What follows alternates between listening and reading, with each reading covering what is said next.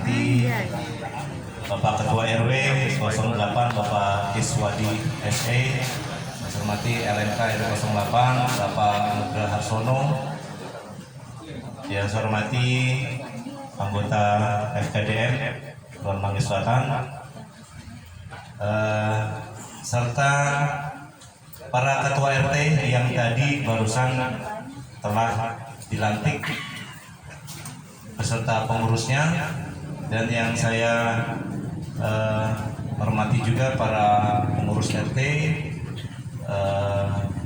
pada kader PKK, tokoh masyarakat yang diundang pada malam hari ini yang tidak bisa saya sebutkan satu persatu.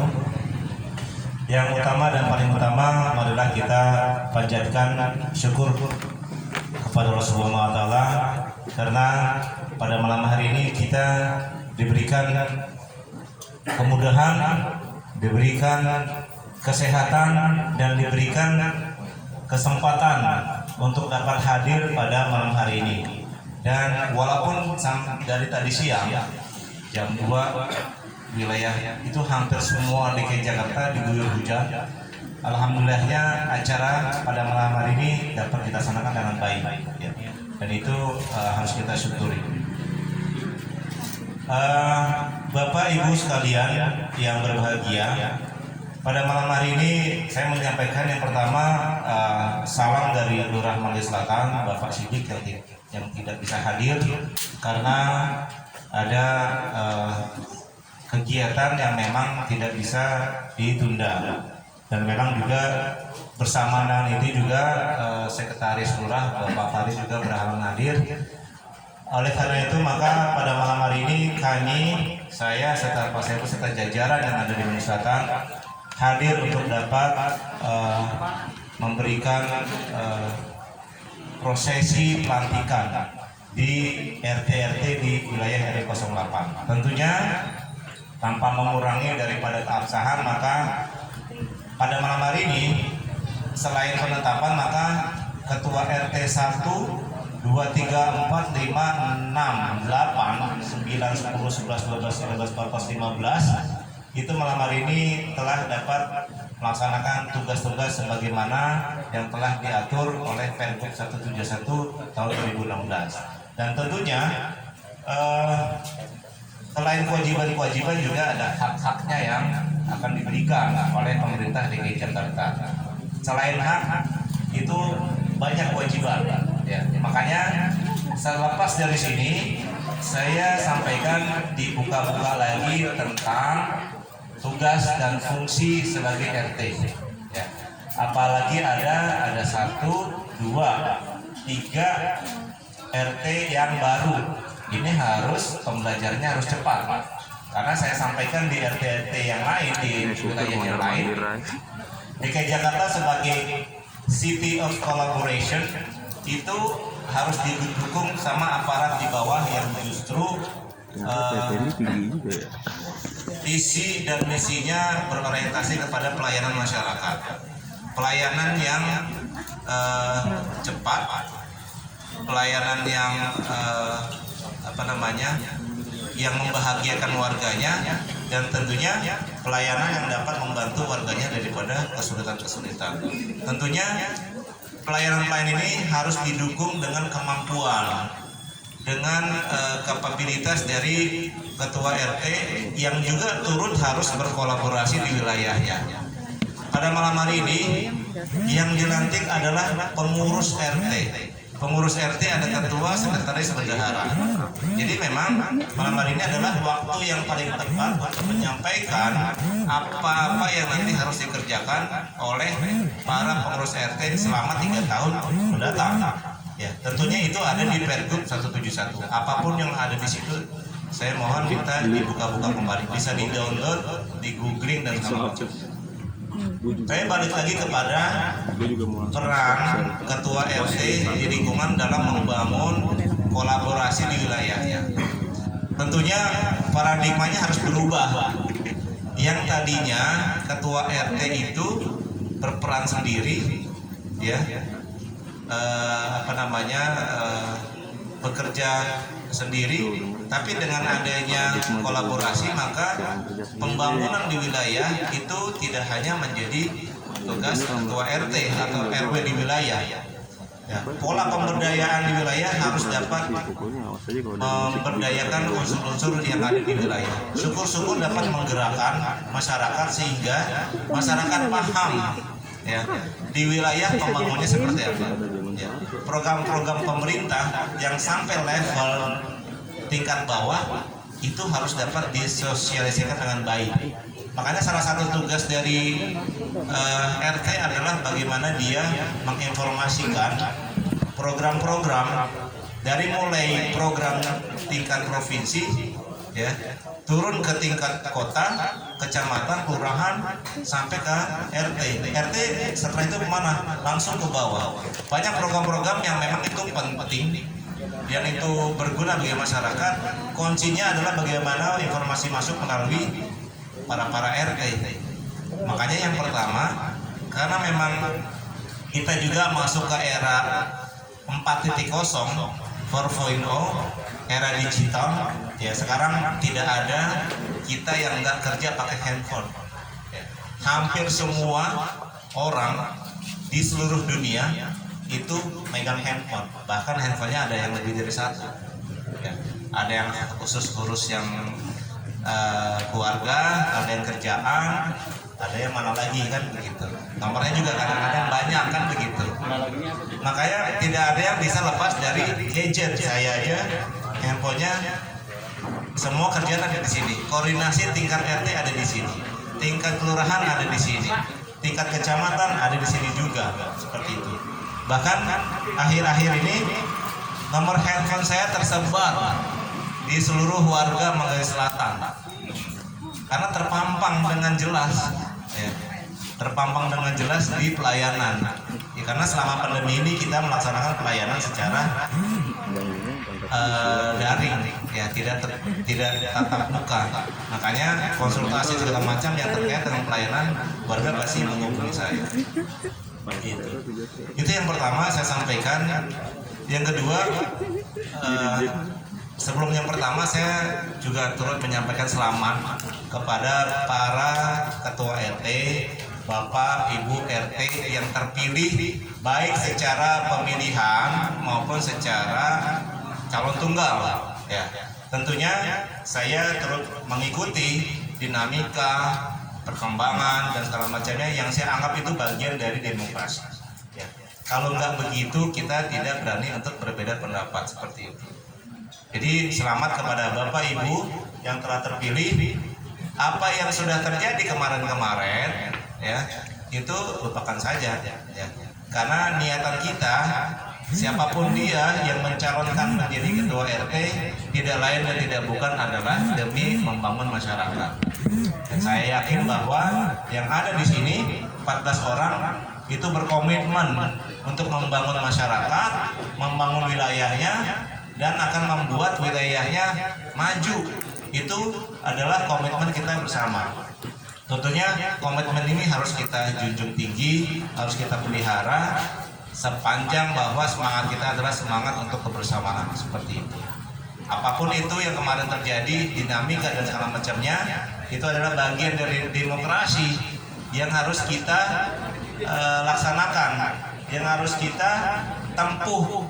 Ya, kalau nggak begitu kita nggak belajar bagaimana kita berbeda pendapat, bagaimana kita melaksanakan sebuah komitmen, bagaimana kita melaksanakan sebuah perencanaan, ya seperti itu. Jadi selamat Bapak Ibu RT yang telah terpilih dan dilantik pada malam hari ini. Yang selanjutnya saya mau sampaikan beberapa hal-hal yang memang nanti harus diketahui bahwa seperti yang kita dengar di berita-berita hari ini itu tingkat kota itu rapat untuk mempersiapkan persiapan Nataru ya mungkin sudah ada yang dengar sejak tanggal 24 sampai nanti tanggal berapa tuh Januari itu nanti akan ada peningkatan level daripada PPKM ya. Dan saya harap ini tidak menjadi kekagetan di masyarakat. Ini adalah salah satu upaya pemerintah untuk menekan pandemi. Karena tahun 2022 kita harus lepas daripada COVID-19. Ya, mau nggak mau kita harus bersabar untuk bisa menahan sedikit euforia pergantian tahun, ya, menahan sedikit kegembiraan kita di tahun-tahun sebelumnya yang kita laksanakan, ada yang kumpul-kumpul, ada yang pesta kembang api dan macamnya. Pada tahun ini kita harus menahan sedikit untuk bisa nanti kita bisa memberikan manfaat yang lebih banyak. Bersabar sedikit, kalau kita bersabar sedikit nanti mudah-mudahan, dan kita bersabar untuk tidak kumpul-kumpul, tidak keluar memanfaatkan cuti Natal tahun baru, kita tetap di sini untuk dapat melaksanakan pergantian tahun dan pelaksanaan Natal seperti itu bagi yang melaksanakannya. Tentunya ini harus disampaikan kepada masyarakat. Ya, jauh-jauh hari sudah disampaikan ketika level 3 ada beberapa ketentuan yang berlaku. Ya, tetap 5M tetap diberlakukan, terus juga kapasitas pertemuan itu rata-rata 50%, tempat usaha tutup jam 9 malam. Itu sudah menjadi ketentuan di level 3 dan ini harus bisa disampaikan. Tentunya selain itu kegiatan-kegiatan ekonomi masih tetap berjalan. Kegiatan ekonomi, kegiatan sosial, keagamaan, dan kegiatan belajar mengajar masih tetap mengacu kepada peraturan PPKM level 3 seperti itu. Lain hal lagi bahwa sampaikan bahwa akhir tahun ini cuaca itu seperti kemarin seminggu kurang dikit nggak hujan. Ini dikasih hujan dari jam 2 sampai sekarang masih rintik-rintik. Nah, ada kabar baik dan kabar buruk ya. Kabar baiknya ya, kalau ketika kita dapat anugerah hujan ya, itu adalah anugerah yang paling besar ya, ketika kita dapat curahan hujan ya. Tapi kabar buruknya kadang-kadang hujan itu dampaknya misalnya ada genangan, ada banjir dan sebagainya seperti itu. Itu yang kita harus pikirkan. Yang selanjutnya panas seminggu, hujan 2 hari, apa tuh? Jumantik, ya, jentiknya mulai ada.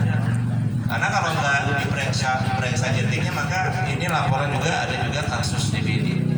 Jadi ini di akhir tahun kita mau penghujung 2021, mau sedikit lagi selesai dari COVID. Tantangan kita adalah bagaimana memelihara kesehatan masyarakat dari ancaman DBD, dan justru ini tantangan bagi kita semua. Jadi PR selanjutnya adalah bagaimana kita menyikapi curah hujan ini yang tinggi, yang tidak tentu dengan antisipasi yang lain. Kalau dari kelurahan kita sudah melakukan upaya-upaya pengurukan lumpur dan sebagainya. Tentunya di tingkat wilayah dengan berkolaborasi dengan warga di sekitarnya dapat mengantisipasi ini semaksimal mungkin. Karena jangan sampai ada titik-titik genangan yang seharusnya bisa dilakukan upaya-upaya pengurukan, tapi karena memang tidak terpantau itu menjadi sumber genangan atau sumber mampet. Ini harus bisa diatasi seperti itu. Dan lain pada itu ada beberapa program-program yang memang akhir tahun ini harus segera dituntaskan, ya, vaksin dan juga pendataan warga-warga yang belum divaksin. Dan ini juga masih tetap berlanjut sampai akhir tahun. Ya, mudah-mudahan di tahun depan warga-warga yang memang nanti belum vaksin dan pendataannya itu harus segera dimaksimalkan. Dan ada lagi program yang memang ini bagian daripada syukur kita terhadap kondisi yang ada, yaitu Jumat Berkah. Ya, pada Jumat ini dilaksanakan di RW 01, RW 02. Ya. Jadi ini adalah bagian dari tuntutan kegiatan di masyarakat yang memang memberdayakan, menggerakkan seluruh potensi masyarakat untuk dapat menyedekahkan sebagian rezekinya berbagi kepada sesama. Ya, kita tahu beberapa bulan yang lalu ketika lonjakan kasus COVID meninggi di bulan Juli kemarin atau di tahun 2020, ya, zamannya bansos, itu adalah tantangan bagi kita, ya. Sebenarnya bukan seberapa banyak kasus yang ada di wilayah kita atau seberapa banyak yang terjangkit virus COVID. Pada saat itu yang menjadi tantangan kita adalah warga ini seberapa besar kita peduli terhadap bersama, ya. Karena ada juga misalnya yang isolasi mandiri, misalnya nggak boleh kemana-mana, ya kan, sama virusnya takut, nggak bisa mendekat, tapi dia nggak boleh kemana-mana. Ini kan membutuhkan kepedulian kita. Disitulah kadang-kadang kita diuji, ya. Disitulah kadang-kadang kita harus diuji melalui musibah. Bagaimana ketika tetangga kita dapat musibah, peran kita seperti apa? Nah, dalam runtutan itu ada misalnya bulan Ramadan kemarin ada juga sedekah nasi bungkus, ya. Ada juga kemarin juga untuk warga-warga yang ini ada namanya warteg, ada kupon makan di warteg gratis. Itu dananya dari mana? Dananya dihimpun dari masyarakat, ya. Yang kelebihan rezeki dapat memberikan sumbangannya. Dan yang terakhir ini adalah program daripada gubernur adalah bagaimana memanfaatkan sumber daya yang ada untuk bisa dikembalikan dan menjadi berkah bagi sesama. Ya, ini berjalan terus menerus. Nanti minggu depan itu ada di lingkungan RW 3, RW 4, selanjutnya dari terus bergulir. Yang makan siapa? Bukan orang-orang mana-mana, warga kita sendiri, ya. Sumbernya dari warga kita berikan kepada warga sehingga apapun itu niatannya mudah-mudahan sedekahnya sampai. Ini yang akan dibangun oleh Pemprov DKI Jakarta, menciptakan kepedulian masyarakat dengan cara-cara seperti itu. Dan mudah-mudahan ini gerakan ini dapat berjalan dan menjadi habit, menjadi kebiasaan dari kita untuk terus berbagi. Karena enggak yang begini-begini, misalnya di luar lah, misalnya di luar itu misalnya di Amerika misalnya, nggak ada nemuin yang begini-begini, ya. Ya, negara-negara kapital, negara-negara apa, dia pasti sifatnya individual, ya. Nggak ada yang misalnya orang misalnya dia yang terus membantu nasi bungkus, mau mengeluarkan uang untuk berbagi, bagi mereka itu butuh pemikiran yang panjang. Ngapain saya harus membagi mereka, ya kan? Dia perhitungannya macam-macam lah. Tapi kalau kita, hitungan kita adalah tidak hanya hitungan secara duniawi, tapi secara transendental ke atas itu nyampe. Ini yang membedakan kita. Ini adalah value, nilai-nilai yang harus dikembangkan di wilayah kita. Jangan sampai ada misalnya kita yang abai terhadap lingkungan kita yang tidak peduli terhadap lingkungan kita. Kalau udah seperti itu, maka hidupnya sudah nafsi-nafsi, sudah individual. Ini yang harus kita kembangkan di wilayah ini. Hampir terjadi di semua wilayah akan dibangun seperti itu. Dan yang lain-lainnya, ya mudah-mudahan dalam rangka ini kita berdoa kepada Allah Subhanahu wa Ta'ala, semoga di penghujung acara ini semua warga di wilayah Manggarai Selatan diberikan kesehatan. Amin. Khususnya di wilayah RW 08. Amin. Karena setelah ini kita masih harus berjuang untuk bisa mengabdi pada masyarakat. Kitanya dulu harus sehat, ya.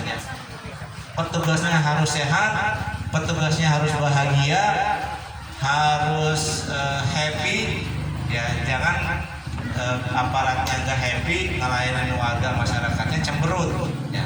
Itu jangan, ya. Jadi kalau nanti setelah ini Pak RW yang dapat mau jalan-jalan, monggo aja, direncanain aja. Nah, besok itu di RW 9 besok acaranya di Cilember, ya, di Puncak, ya. Terus nggak tahu RW 8 tinggal di Bali ya RW 8 sih. Terus bulan Januari itu RW 2. Ya, RW 7 juga udah ada jadwalnya. Jadi silakan ya. Jadi penting Pak, di antara kesibukan kita 2 tahun ini kita merasakan sekali di warga masyarakat sejak COVID itu muncul, bagaimana kita di lapangan itu berjibaku untuk bisa melayani masyarakat. Ya, yang paling capek ya ketika bansos, ya. Bansos yang nggak kebagian marah, yang kebagian ada yang komplain juga, ada loh Pak yang nggak dapat bansos marah-marah juga. Yang dapat justru dia marah-marah, justru kita heran, lapor sampai wali kota. Zamannya bansos tahap kedua, zamannya pendataan, kita selalu melibatkan aparat RT, RW, RT di bawah untuk membantu bagaimana masyarakat bisa keluar dari pandemi. Itu masa-masa yang sulit. Masa-masa yang sulit itu penuh perjuangan dari ibu-ibu kader Desa Wisma yang telah mendata siapa yang kena COVID, siapa yang nggak mau disuruh karantina, siapa yang nggak mau begini, sampai PLT turun, PLT turun. Itu terjadi kemarin. Ya. Sekarang alhamdulillah masanya sudah berganti. Ternyata kita juga bertahan juga walaupun banyak saudara kita yang meninggal dunia ya seperti itu karena COVID. Tapi yang hidup harus lebih bersyukur lagi. Nah, di kemudian hari di tahun-tahun yang akan datang, mudah-mudahan kita pandemi ini segera berakhir, kita lebih sehat lagi, lebih percaya lagi, lebih tangguh lagi untuk bisa memberikan pelayanan yang baik bagi masyarakat. Saya pikir itu yang bisa saya sampaikan. Kurang lebihnya mohon maaf, saya ucapkan terima kasih. Wassalamualaikum warahmatullahi wabarakatuh. Waalaikumsalam warahmatullahi wabarakatuh. Terima kasih kepada Bapak Muhammad Refdi yang sudah mewakili Bapak Lurah